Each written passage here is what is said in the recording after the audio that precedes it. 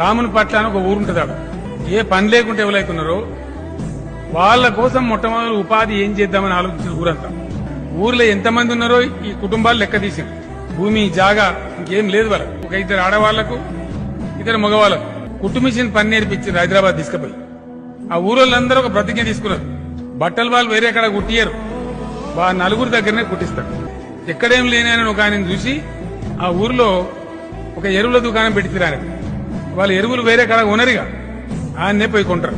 ఒక ఆయనకి చెప్పుల దుకాణం పెట్టించారు.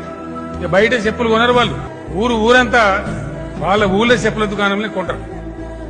దాంతో ఆయనకు పని దొరికింది. 30-40 మందికి ట్రాక్టర్లు ఇప్పించింది.